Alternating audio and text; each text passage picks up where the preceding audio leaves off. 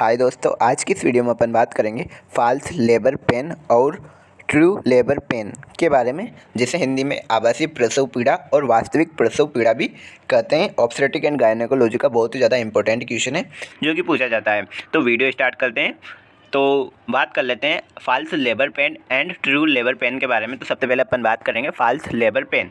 ये पेन कब होता है? तो जब लेबर की शुरुआत होती है ना, तो उस टाइम पर लेबर पेन देखा जाता है, या लेबर की शुरुआत से कुछ टाइम पहले जो पेन देखे जाते हैं उन्हें लेबर पेन कहा जाता है। जो महिला को जो पीड़ा होती है यानी पेन फील होता है उसे अपन लेबर पेन कहते हैं, लेबर के एंड स्टेज में, ठीक है, यानी प्रेगनेंसी की लास्ट अवस्था में। तो ये दो प्रकार का होता है, एक होता है फॉल्स लेबर पेन, दूसरा होता है ट्रू लेबर पेन। सबसे पहले अपन बात करेंगे फॉल्स लेबर पेन के बारे में, जिसे आभासी प्रसव पीड़ा भी कहते हैं, ठीक है।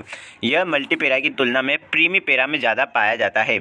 अब मल्टीपेरा और प्रीमीपेरा क्या होता है? मल्टीपेरा का मतलब होता है वह फीमेल जो पहले कभी माँ बन चुकी होती है। मल्टी का मतलब एक से अधिक बच्चे को जन्म दे चुकी होती है, या पहले उसने एक बार प्रेगनेंसी कंसीव कर ली होती है, उसे मल्टीपेरा कहते हैं। और प्रीमीपेरा जो पहली बार माँ बनने वाली हो तो उसे प्रीमीपेरा कहते हैं, ठीक है। तो फॉल्स लेबर पेन होता है जो मल्टीपेरा की तुलना में प्रीमीपेरा में ज़्यादा पाया जाता है, यानी प्रीमीपेरा यानी जो महिला पहली बार माँ बनने वाली है उसमें ज़्यादा पाया जाता है, ठीक है। यह ट्रू लेबर पेन के पहले उत्पन्न होता है। जो ट्रू लेबर पेन होता है ना, उससे पहले उत्पन्न होता है। आगे अपन ट्रू लेबर पेन के बारे में बात करेंगे। नेक्स्ट है प्रीमी गर्भिड़ा में यह दर्द ट्रू लेबर पेन से लगभग 2 वीक पहले उत्पन्न होता है, यानी 2 सप्ताह पहले उत्पन्न होता है ट्रू लेबर पेन से, ठीक है। जबकि मल्टीपेरा में वास्तविक प्रसव पीड़ा के कुछ दिन पहले, और जबकि मल्टीपेरा यानी वह महिला जो एक से अधिक बार माँ बन चुकी होती है, उनमें जो यह पेन होता है वो ट्रू लेबर पेन के कुछ दिन पहले ही होता है, ठीक है। यानी प्रीमीपेरा में तो यार 2 सप्ताह पहले हो जाता है, बल्कि जो मल्टीपेरा होती है उसमें ट्रू लेबर पेन के 1-2 दिन पहले ही होता है, ठीक है। नेक्स्ट बात करते हैं अपन आभासी प्रसव पीड़ा की विशेषताएं क्या क्या होती है, ठीक है, यानी फॉल्स लेबर पेन की कौन कौन सी विशेषताएं होती है। सबसे पहले बात कर लेते हैं, यह कंटिन्यू प्रकार का दर्द होता है, ठीक है, यानी ये कंटिन्यूअस होता है, लगातार होने वाला दर्द होता है, जिसकी फ्रीक्वेंसी यानी आवृत्ति, इंटेंसिटी यानी तीव्रता तथा अवधि यानी ड्यूरेशन में उत्तरोत्तर कोई प्रगति नहीं होती है। यानी कंटिन्यूअस समान प्रकार का दर्द होता है, यानी इस दर्द की फ्रीक्वेंसी, इंटेंसिटी, ड्यूरेशन में कोई प्रगति नहीं होती है, यानी यह अधिक तेज दर्द नहीं होता है, एक समान प्रकार का दर्द होता है, हल्का हल्का सा, ठीक है। यह ट्रू लेबर पेन की तुलना में हल्का होता है, ठीक है। नेक्स्ट, यह पेन निचले गर्भाशयी खंड यानी लोअर यूट्राइन सेगमेंट तथा ग्रोइन तक ही सीमित होता है, यानी ये जो पेन होता है वो लोअर यूट्राइन सेगमेंट तक ही सीमित होता है। नेक्स्ट, इस पेन का गर्भाशय की हार्डनिंग से कोई संबंध नहीं होता है, यानी यदि गर्भाशय में हार्डनिंग होती है तो उससे इसका कोई संबंध नहीं होता है, इस पेन का, फॉल्स लेबर पेन का, ठीक है। अब इम्पोर्टेंट टॉपिक है, यह पेन सोने, घूमने फिरने, एनिमा लगाने या सेडेटिव दवाइयों के सेवन से दूर हो जाता है, क्योंकि ये कौन सा पेन है? फॉल्स लेबर पेन है, ठीक है। तो ये क्या होता है? सोने से, रेस्ट करने से, घूमने फिरने से, एनिमा लगाने से तथा सेडेटिव्स या दवाई देने से ये जो पेन होता है ये दूर हो जाता है। नेक्स्ट, इस प्रकार के पेन के साथ शो अनुपस्थित होता है। अब शो क्या चीज़ होती है उसे देखते हैं। रक्त के साथ सर्वाइकल म्यूकस प्लग का योनि के रास्ते शरीर से बाहर निकलना शो कहलाता है। शो क्या होता है? जो सर्वाइकल म्यूकस प्लग, या फिर अपन बोल सकते हैं सर्विक्स की म्यूकस के साथ में ब्लड का बाहर आना वेजाइना से होते हुए, तो उसे शो बोलते हैं। पर जो फॉल्स लेबर पेन होता है उसमें यह शो क्या होता है? एब्सेंट होता है, ठीक है। इस प्रकार के पेन का सर्विक्स के डायलेटेशन से कोई संबंध नहीं होता है, यानी सर्विक्स डायलेट हुई है या नहीं हुई है, इसका इस पेन से कोई संबंध नहीं होता है, ठीक है। इस प्रकार के पेन का सर्विक्स के इफेसमेंट से भी कोई संबंध नहीं होता है, ठीक है। आगे समझ में आ जाएगा जब अपन ट्रू लेबर पेन पढ़ेंगे, तो फॉल्स लेबर पेन भी आराम से समझ में आ जाएगा। अब बात करते हैं अपन ट्रू लेबर पेन के बारे में। ट्रू लेबर पेन के निम्न लक्षण होते हैं। इसके दौरान पेनफुल यूट्राइन कॉन्ट्रैक्शन एक नियमित अंतराल के बाद उत्पन्न होते हैं, यानी पेनफुल यूट्राइन कॉन्ट्रैक्शन जो होते हैं एक नियमित अंतराल के बाद उत्पन्न होते हैं, यानी कि 5-5 मिनट में आ रहे हैं तो अगले 5 मिनट बाद आएंगे, फिर 5 मिनट बाद आएंगे, फिर ज़्यादा हो जाएंगे, फिर 3 मिनट बाद आएंगे, फिर 2 मिनट बाद आएंगे। तो इस प्रकार एक नियमित अंतराल के बाद आते हैं, ठीक है। इस प्रकार के प्रसव पीड़ा की आवृत्ति यानी फ्रीक्वेंसी, यानी जो पेन होता है उसकी फ्रीक्वेंसी, इंटेंसिटी तथा अवधि यानी ड्यूरेशन में उत्तरोत्तर वृद्धि होती जाती है। यानी प्रसव पीड़ा यानी लेबर पेन में क्या होती है? वृद्धि होती जाती है, यानी इंटेंसिटी, ड्यूरेशन तथा फ्रीक्वेंसी में वृद्धि होती जाती है, ठीक है। और फॉल्स लेबर पेन में ये वृद्धि नहीं हुई थी, ठीक है। यह दर्द आभासी प्रसव पीड़ा की तुलना में तेज होता है, वो स्लो होता था या तेज होता है, जो कि घूमने फिरने, एनिमा लगाने से दूर नहीं होता है।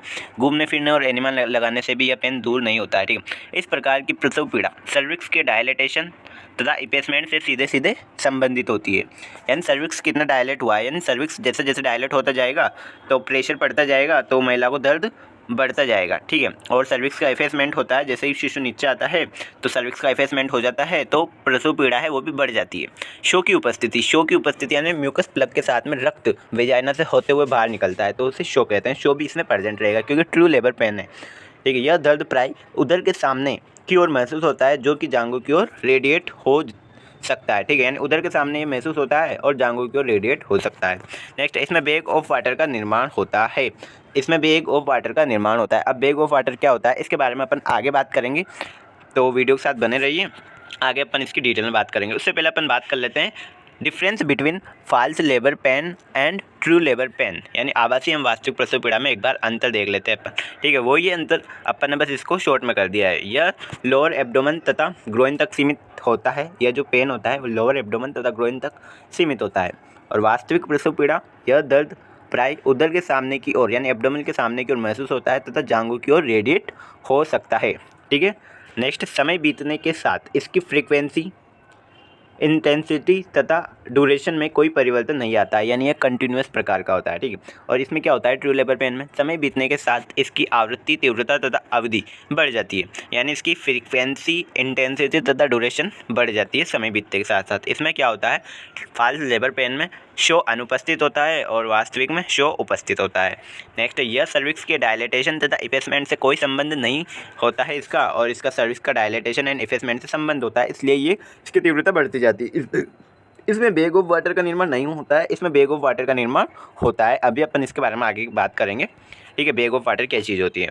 यह दर्द एनिमल लगाने या सेडेटिव दवाइयों के सेवन से दूर हो जाता है, और यह दर्द एनिमल लगाने से, सेडेटिव्स देने से यह दर्द ठीक नहीं होता है, ठीक है, क्योंकि अब लेबर होने वाला है ट्रू लेबर पेन में। अब बात करते हैं साइन ऑफ ट्रू लेबर, जिसमें अपन बात करेंगे बैग ऑफ वाटर के बारे में भी, पर उससे पहले कुछ इंपॉर्टेंट साइन है उनके बारे में बात कर लेते हैं। सबसे पहला है अपन बात कर रहे हैं साइन ऑफ ट्रू लेबर, यानी किसी महिला के अब बस लेबर होने ही वाला है, डिलीवरी होने ही वाली है, तो ऐसी कंडीशन में आप कौन कौन से साइन देखते हो, तो वो वाले साइन है ये। पहला है दर्द युक्त एवं तालबद्ध गर्भाशयी संकुचन, नौ की उपस्थिति, यानी painful and rhythmic uterine contractions की उपस्थिति, पेनफुल और रिदमिक यूटेराइन कॉन्ट्रैक्शंस की उपस्थिति। नेक्स्ट, शो की उपस्थिति, प्रेजेंस ऑफ शो, सर्विक्स के डायलेटेशन एंड इफेसमेंट में उत्तरोत्तर वृद्धि होना। नेक्स्ट, बैग ऑफ वाटर का निर्माण। अब इन चारों के बारे में अपन डिटेल में बात करेंगे। ये जो साइन देखने को मिलेंगे ना, तो इसका मतलब पता लग जाता है कि बस अब फीमेल की डिलीवरी की जाने वाली है, होने वाली है, ठीक है। नेक्स्ट है painful and rhythmic uterine contractions की उपस्थिति। अब ये क्या चीज़ होती है देखते हैं। प्रेगनेंसी के दौरान पाए जाने वाले गर्भाशयी संकुचनों को सर्वप्रथम ब्रैक्सटन हिक्स ने खोजा था, अतः इन्हें ब्रैक्सटन हिक्स कॉन्ट्रैक्शन भी कहते हैं। ये जो कॉन्ट्रैक्शन है सबसे पहले इनकी खोज ब्रैक्सटन हिक्स नामक वैज्ञानिक ने करी थी, इसलिए इन्हें ब्रैक्सटन हिक्स कॉन्ट्रैक्शन कहते हैं। कॉन्ट्रैक्शन प्रेगनेंसी की शुरुआत से ही पाए जाते हैं। ये जो कॉन्ट्रैक्शन होते हैं प्रेगनेंसी की शुरुआत से ही पाए जाते हैं तथा संपूर्ण प्रेगनेंसी के दौरान विद्यमान रहते हैं। प्रारंभ में ये कॉन्ट्रैक्शन अनियमित तथा पेनलेस यानी दर्द रहित होते हैं, यानी शुरू में तो ये जो कॉन्ट्रैक्शन होते हैं पेनलेस होते हैं तथा इनका सर्विक्स के डायलेटेशन से कोई संबंध नहीं होता है, और सर्विक्स के डायलेटेशन से भी इनका कोई संबंध नहीं होता है। परंतु ट्रू लेबर के दौरान यानी वास्तविक प्रसव के दौरान ये कॉन्ट्रैक्शन, अब ये जो कॉन्ट्रैक्शन होते हैं, कॉन्ट्रैक्शन जो है ये पेनफुल हो जाते हैं तथा रिदमिक हो जाते हैं, यानी इनसे पेन होने लग जाता है इन कॉन्ट्रैक्शन से, तथा ये सर्विक्स के डायलेटेशन से भी संबंधित होते हैं, ठीक है। कॉन्ट्रैक्शन की बात हो रही है, जो प्रारंभ में जो कॉन्ट्रैक्शन होते हैं वो पेनलेस होते हैं, परंतु बाद में क्या हो जाते हैं प्रसव के दौरान ये पेनफुल हो जाते हैं तो रिदमिक हो जाते हैं तथा सर्विक्स के डायलेटेशन से संबंधित होते हैं। नेक्स्ट है शो की उपस्थिति। अब शो क्या चीज़ होती है अपन ने पहले बताया था, रक्त के साथ सर्वाइकल म्यूकस प्लग का योनि के रास्ते बाहर आना, यानी वेजाइना से होते हुए बाहर आना, cervical mucus plug plus blood का, तो उसे शो कहते हैं। ये शो वास्तविक प्रसव पीड़ा का आरंभ होने के साथ दिखाई देता है वेजाइना से, ठीक है। वेजाइना से फ्लूइड का बाहर आना शो कहलाता है, ठीक है। नेक्स्ट, सर्विक्स के डायलेटेशन एवं इफेसमेंट में उत्तरोत्तर वृद्धि होना।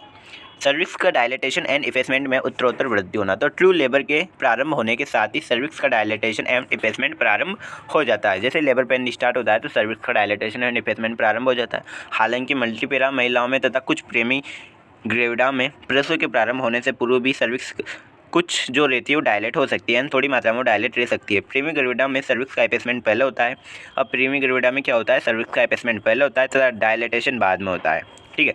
यानी पहले क्या होगा सर्विक्स का इफेसमेंट होता है प्रीमी ग्रेविडा में, और उसके बाद क्या होता है डायलेटेशन होता है। इसके विपरीत मल्टीपेरा में उक्त दोनों प्रक्रियाएं क्या होती है साथ साथ घटित होती है, यानी पहले शिशु का जो प्रेजेंटिंग पार्ट होता है वो नीचे आता है तो उसे अपन इफेसमेंट बोलते हैं। उसके बाद क्या होती है, सर्विक्स डायलेट हो जाती है, यानी फैलने लग जाती है।